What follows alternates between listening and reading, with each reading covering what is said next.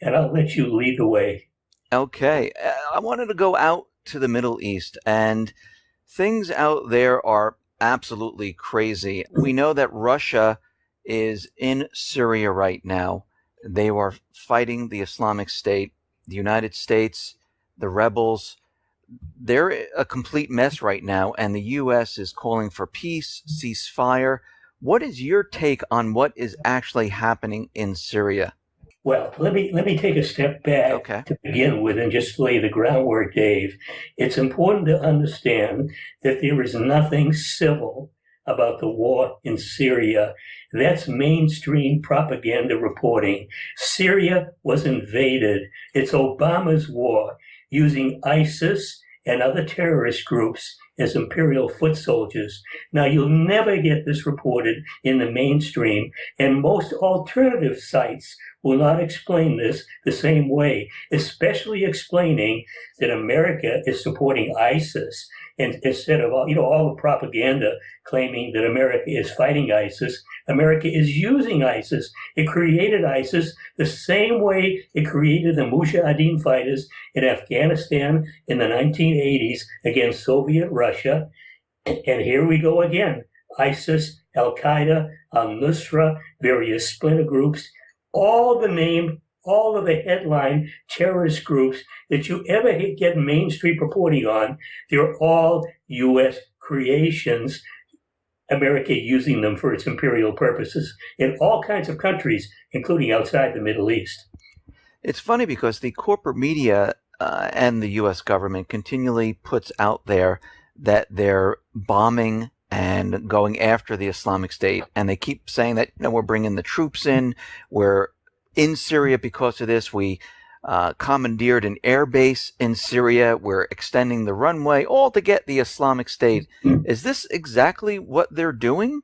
Well, that's exactly what they're not doing, Dave. America, or the Pentagon, call them anything you want, has been bombing Iraq and Syria for over a year, going back to late 2014. So we're talking about well over a year, maybe 16 months or so. Uh, it's not bombing. It's not bombing ISIS or other terrorist groups. It's bombing infrastructure targets and government sites on the pretext of fighting ISIS, Al Qaeda, Al Nusra, whatever groups they want to name. And of course, all of these groups are U.S. allies. Russia entered the campaign on September 30 in Syria, 2015. Russia is the only major power waging real war on terrorism, America's war with its allies, the NATO countries, Saudi Arabia, Israel, the other Gulf states, Jordan, Turkey. They're waging phony war. They're claiming to fight terrorists, but they're not fighting terrorists at all. America's game is very simple. America is responsible for all of this. Syria, Iraq, Libya, Afghanistan, these are all U.S. wars. Bush, Afghanistan, Iraq earlier. Obama has bombed 7 countries in 7 years since he's been in office, and he's revving things up a little bit in northern Iraq and northern Syria. We'll have to watch and see what his intentions are. I can't believe he wants full-scale war. I honestly don't believe he wants that. He's got less than a year to go in office. I don't think he wants to start a major U.S. war or 2 major U.S. wars as his administration is winding down. I would think he would rather just kind of maintain the status quo and hand things off to his successor and let that individual decide what he or she wants to do. But again, America's war is phony. Russia's war is real. It's the most important, potentially game-changing event since the Syrian war began, since Obama launched naked aggression against Syria in March 2011. Extremely important. And when Russia, Dave, gets criticized for bombing so-called rebel groups or moderate rebels, my response is no moderate rebels exist. Or maybe a few, too few to matter. All the anti-Assad forces are U.S.-supported terrorists, and America and NATO countries and regional ones can call them anything they wish. A rose is a rose is a rose. Al-Qaeda, al-Nusra, ISIS, and many others, names people never heard of, maybe some without names. They're all terrorist groups. And these are the ones that Putin is committed to degrade to at most a shadow of their peak strength. His main concern is wanting to wage the fight against terrorism in the Middle East and not let it come in numbers to Central Asia and especially to Russia. This is his greatest concern. So he's fighting terrorism to protect Russian national security, to put it very bluntly. Also, Russia and Putin famously support nation-state sovereignty, where America absolutely spurns it. He's not supporting Assad. He's supporting the Syrian people and Syrian sovereignty, and that's exactly what I support. And he says exactly what I believe. It's up to the Syrians alone, not outside forces, to decide who'll lead them. That's what international law says, that's what Putin says, and that's what I say and believe. So why is the U.S. right now pushing these peace talks, the ceasefire talks? What is their agenda behind this? Well, Geneva 3, as I like to call it, was the third round. I think it was in 2012, there was Geneva 1, 2014, Geneva 2. They were programmed to fail, Dave. Mm-hmm. Geneva 3, the most absurd talks of all, literally collapsed before they started. It's hard to believe. You would think when people gathered in Geneva to begin peace talks, you would think they would at least begin them, but they never began. They collapsed because the terrorists representing the opposition don't want to negotiate. They have hardcore demands, and their demands, they will not negotiate those demands. Their demands want Syria destroyed. They want the Shia and the Alawite population eliminated. In other words, they want genocide. They want to establish a tyrannical caliphate in Syria. And of course, Assad and Russia and any legitimate state would absolutely have nothing to do with this, and they won't. So these people walked out. Their demands were rejected, and they walked out. Will they come back again? I don't think it matters. If they come back again at the end of February, which is possible, we'll go through the same merry-go-round all over again, and they'll end up walking out. The talks have collapsed, Dave. They were meaningless, a total fiasco, a fraud, a hoax. So do you think you mentioned that Obama was, he's at his end of his term, but we see Turkey right now provoking Russia. We see Saudi Arabia saying, oh, we will definitely send in troops if they're needed in Syria. And we see warships from the UK sailing down to the Middle East. And we see special forces in Syria and Iraq. So what are all these countries doing at this point? And also Turkey, they're setting up a border, because I know Jay Johnson from DHS is in Turkey setting up surveillance. I think they're building some type of wall. What is all of this there for at this point? Well, what you're raising, these issues, Dave, very, very important ones, and they're ones I've written about and I keep scratching my head about. I honestly don't believe. Well, number one, let me say this. Let me say two things. Recep Tayyip Erdogan, the Turkish leader, is a tyrannical megalomaniac. I don't know what else to call him. I agree with you with that. Well, that's number one. Number two, he wouldn't lift a finger belligerently against any other nation or his own Kurdish population without approval from Washington or complicity. So the fact that he's waging war on Turkish Kurds, a little bit on Kurds in Iraq, a little bit on Kurds in Syria, he's doing this with Washington's okay. How far he will go, I don't know. But my best guess is I don't think Washington wants a full-scale war, which means Erdogan on his own will never launch one. Russia has been very clear on its intentions. It absolutely continues going all out for peace and stability. At the same time, Putin has given his military authority in Syria that if they're attacked by any outside forces, they have permission to strike back. They can shoot down planes. They can attack ground forces. If their own military in Syria is threatened or attacked, then they will respond accordingly. At the same time, Putin again and Lavrov and all the Russian officials will continue going all out to resolving things diplomatically. I don't think Turkey is going to start a full-scale war. I think Saudi Arabia is bluffing. I quoted a marvelous an analyst who I respect greatly, and he commented on the Saudi military. He called it an absolute joke. The Keystone Cops or something like that, the gang that can't shoot straight. A military I think I think the world's largest arms buyer outside of America buying them for itself, buying more than Israel, buying more than Britain, buying more than France, and its military can't shoot straight. I mean, they're waging war against a makeshift Houthi militants in Yemen. Of course, it's an illegal war. It's Obama's war, a war of aggression. Saudi troops waging it, and after a year of fighting, they've gotten virtually nowhere. Right. So this vaunted Saudi military can't beat a guerrilla force in Yemen. Well, going after Russia and Syria. In Syria, my God, they'll get their heads blown off.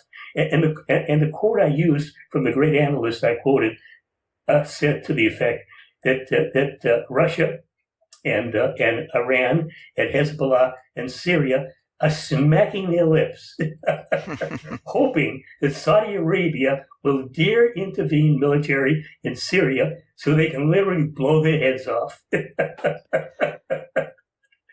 And I believe that's exactly what will happen. Saudi Arabia will never invade Syria, more than a head fake, Dave.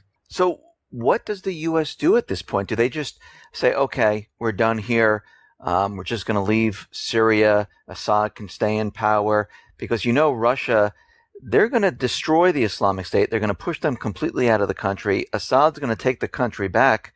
And the United States, there's no reason for them to be there because their whole entire agenda was to be there to defeat the terrorists in Syria. So what do they do now? Well, of course, they support the terrorists in Syria. Yeah, I know. The dirty secret you'll never hear in the mainstream, and very sadly, in a lot of the alternative media, which disturbs me greatly. It really shames some of the web editors who know better. I don't want to name anybody, but some of the ones who know better, who just don't flat come out and explain this over and over again. I've explained this dozens of times in my articles, and it's so vital to understand. Well, I think Russia's intervention literally disrupted America's Middle East imperial agenda. Syria is a linchpin. Israel wants Syria eliminated. It's a major rival. And the key country that America wants eliminated as an independent state in the Middle East is Iran. Forget about the nuclear deal. Iran has been on America's target list since 1979. 36 years of hostility. And again, don't let the nuclear deal fool you, especially since America and all its allies involved in this all along knew that Iran's nuclear program was peaceful with no military component, but they went through all these hijinks anyway. But America has designs on eliminating Iran's independence the same way it's going after all other independent countries. But the road to Tehran runs through Damascus. The road to Tehran runs through Damascus. If America can't unseat Assad and establish a pro-Western puppet regime, then it's pretty much thwarted in going after Iran, at least on the timetable it might have in mind. It would push it way, way back. But again, you take things in order. It went after Iraq. It's gone after Libya, which is North Africa, not the Middle East, so a separate issue. Another independent country, though. And then it went after Syria the same year as Libya. And again, the strategy is eliminate the independent government, pro-Western puppet state replacing it, and then go after Iran. This is what Israel wants. This is what Washington wants. It's all been disrupted by Russia's intervention. The way I look at it, they must be coming up with some type of alternative plan right now, because they're just not going to let it go. They're not just going to let Russia beat the Islamic State and kick the Islamic State completely out of the country, because it would ruin everything. It would ruin their chances of getting Assad out. All the propaganda where Assad is a dictator, he's using sarin gas, he's using barrel bombs. All of this would be a complete waste and a complete waste of money. And the U.S. would be standing outside of Syria going, okay, what do we do now? So in my mind, I believe they're trying to switch it up a little bit. And I'm just very nervous and what might be coming down the pike? What do Oh, you? I absolutely agree with you, Dave. I think that the war planners in Washington are scratching their heads and they're apoplectic over Russia's astonishing success. Russia has amazed the Pentagon. The military prowess, the Pentagon never expected it to that extent. Not only the prowess, but the powerful weapons that Russia has, and they've only shown some of them. So the Pentagon people are wondering, what have they got that's even better than what we know about, that we're very, very concerned about, that can match the best of what we have? Do they have other stuff much better than what we have? So they're trying to come up with a game plan on what to do to counter Russia's success in Syria, and I think that's part of the posturing by Turkey and Saudi Arabia about intervening. Again, this whole plan with Washington, whether it's saber rattling and posturing with nothing behind it or not, we'll have to wait to be seen. But I repeat again, I don't think Washington's going to go after a full-scale war in Syria, because if Russian forces are attacked, Russia will strike back. And I think Obama and the Pentagon commanders understand that very well. And Russia's military power can literally raise hell with America. I don't think the Pentagon or Washington wants that. Let's move on to Ukraine for a second. We see things have kind of died down, especially in the corporate media, but we still see the Minsk II ceasefire agreement has not been fulfilled. And we hear that there's still shelling going on in Ukraine. What are your thoughts on what's happening in Ukraine at this point? I've switched back and forth. It's very possible that right now is the calm before the storm. But all along, excuse me, Dave, all along in the so-called ceasefire, the Kiev military forces, supported by Washington, supported by other NATO countries, have engaged in intermittent shelling of Donbass. What the death and injury figures are, I don't know. I haven't kept track. But the intermittent shelling has never stopped, and civilians have been mostly harmed. So the war has not stopped. The war continues. At the same time, Ukraine is bankrupt, absolutely bankrupt. It got an unprecedented IMF loan. The IMF, which is controlled by Washington, IMF long-standing rules going back to the mid-20th century are loans will be made to no countries unable to repay them. Well, Ukraine is a deadbeat country. Anything loaned to Ukraine will not be repaid because Ukraine doesn't have the wherewithal to repay anything. Its economy is in free fall. Its population is impoverished. Its regime is brutal and ruthless. No civil or human rights in Ukraine for its own people. The Poroshenko, the president, the U.S. installed president, is widely despised. So, they're keeping up a low-level war against the freedom fighters in the southeast, in Donbass. Whether they'll escalate this to something more, we'll have to wait and see. There certainly is a great chance that will happen. When and under what circumstances, I don't know. And of course, the freedom fighters will be blamed, and Russia will be blamed if any of this happens, just the way we've heard about Russian aggression all the way through the Ukrainian conflict, and Russian aggression all through it has been non-existent. It simply has been none. And of course, when there's no proof, credible proof brought forward to explain something, then it's all propaganda and no substance. And you mentioned Russian aggression because that's all the U.S. is continually using, the U.K. is using, NATO is using, and they're continually bringing military assets and troops to Eastern Europe under the pretense of Russian aggression. And we see the U.S. not just provoking Russia, but provoking China and the Pacific, and just recently using propaganda with North Korea. It seems like all these players are always the same countries that they continually go after. Is that what you see also, that they're just continually pushing these countries and bringing in more military to these areas? Oh, they sure are. And all of these countries are independent. I wrote 2 articles after North Korea launched its satellite into space. And one of the themes of my article, Dave, both articles, Dave, were that the long-standing U.S. policy is do what we say, not what we do. In other words, gross hypocrisy. America launches satellites into space. America has intercontinental ballistic missiles and they test them. So do other NATO countries. So does Israel. It's okay for them to do it. But when North Korea does it, an independent country, a U.S. adversary since the Korean War, Harry Truman's naked aggression, it was the South that attacked the North, and then Harry Truman got in. It was not the North attacking the South. So it's not okay for North Korea to do the things that Washington and NATO countries and Israel and other countries do. But when North Korea does it, it's called aggression, or whatever name they want to give it. This is the gross hypocrisy that I wrote about twice. Do you think I spoke to Paul Craig Roberts, and he says we're headed into World War III because the neocons, they definitely want war. They'll never stop pushing for war. Are you seeing the same thing? Even though in Syria we might not see, they're having problems in Syria, but the end game, the goal, where do you see this all leading to? Because what we see is the United States in Libya, the United States in Lebanon, the United States in Iraq, in Syria, in Ukraine, provoking China in the Pacific, and now provoking North Korea. All we're seeing is, provocations everywhere. Is this leading us to war? Oh, it sure could. We've had 2 world wars. Is it out of the question we can't have a third one? For a century, America has wanted regime change in Russia.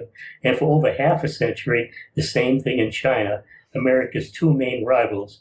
And as America ups its military footprint close to the borders of these countries, you could see something happen by design or even by accident. Sometimes terrible things happen by accident. One thing leads to another, and all of a sudden you got yourself into a hell of a mess. Well, the first and Second World Wars, they had weapons that were toys compared to the ones we have today. Nuclear weapons available only at the end of World War II and used after Japan was already in the process of surrendering, which the major media never explained. But the generals wanted to try out their new toys, not once, but twice. But now we have thermonuclear weapons, infinitely more powerful than the bombs against Hiroshima and Nagasaki.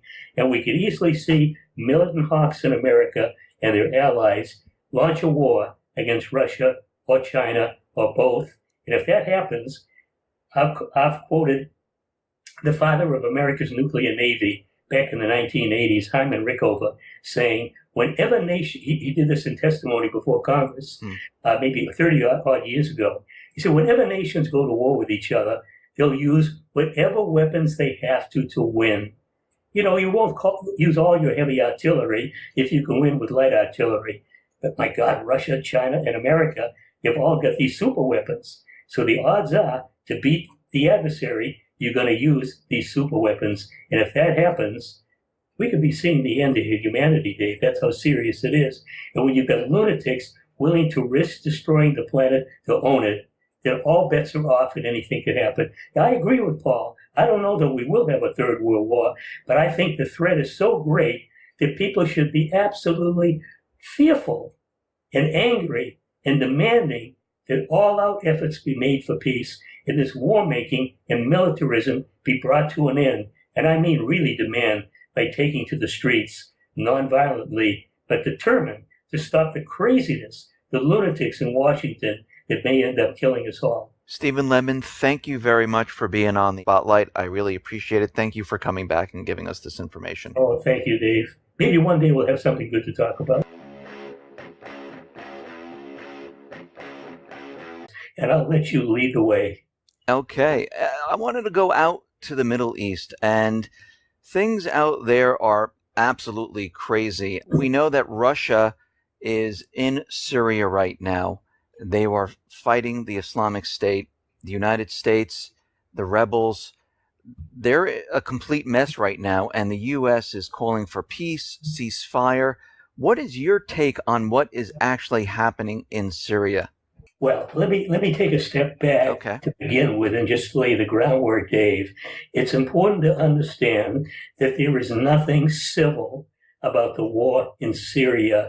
That's mainstream propaganda reporting. Syria was invaded. It's Obama's war using ISIS and other terrorist groups as imperial foot soldiers. Now, you'll never get this reported in the mainstream, and most alternative sites will not explain this the same way, especially explaining that America is supporting ISIS. And instead of all the propaganda claiming that America is fighting ISIS, America is using ISIS. It created ISIS the same way it created the Mujahideen fighters in Afghanistan in the 1980s against Soviet Russia.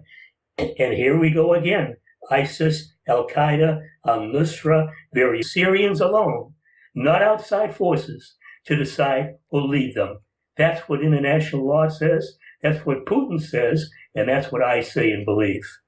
So why is the U.S. right now pushing these peace talks, the ceasefire talks? What is their agenda behind this? Well, Geneva 3, as I like to call it, was the third round. I think it was in 2012, there was Geneva 1, 2014, Geneva 2. They were programmed to fail, Dave. Mm-hmm. Geneva 3, the most absurd talks of all, literally collapsed before they started.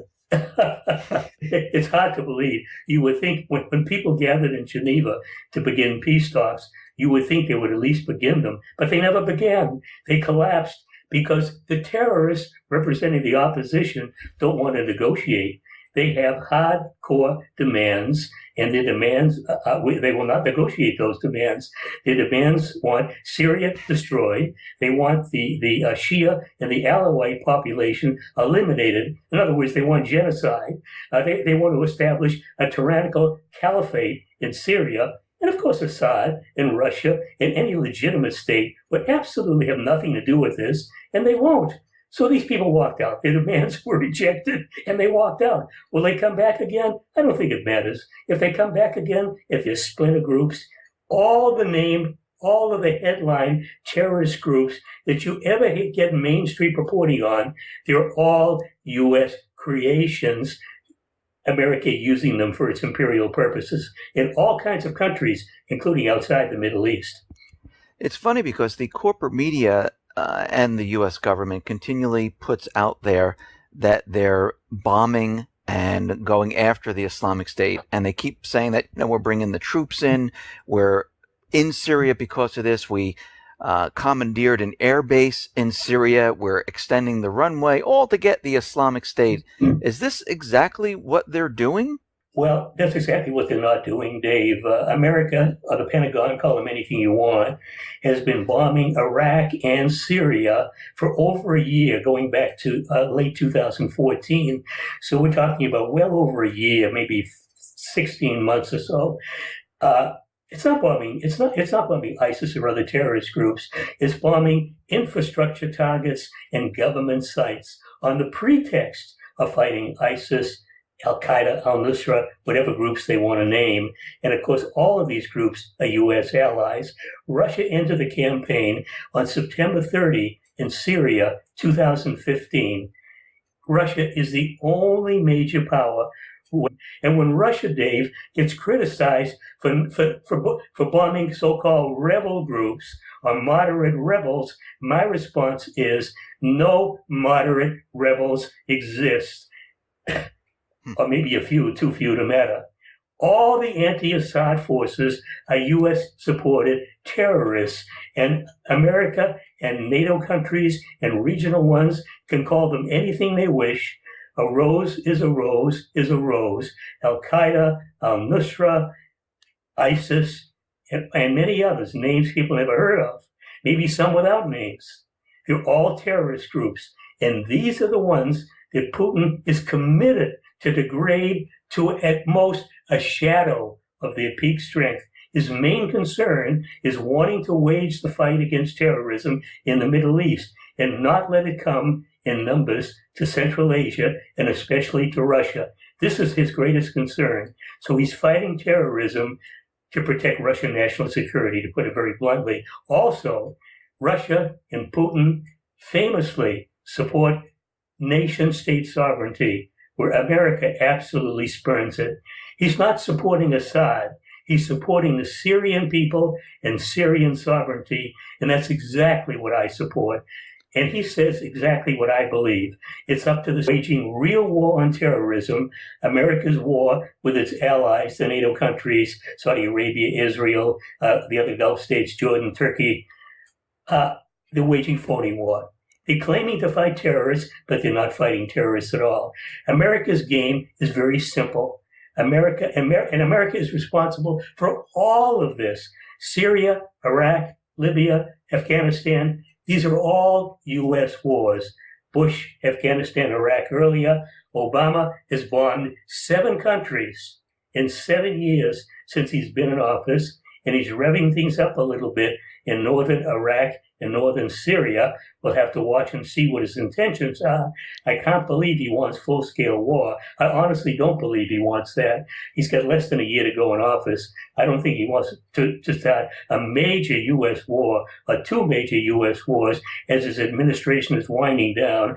I would think he would rather just kind of maintain the status quo and hand things off to his successor and let that individual decide what he or she wants to do. But again, America's war is phony. Russia's war is real. It's the most important, potentially game-changing event since the Syrian war began, since Obama launched naked aggression against Syria in March 2011. Extremely important.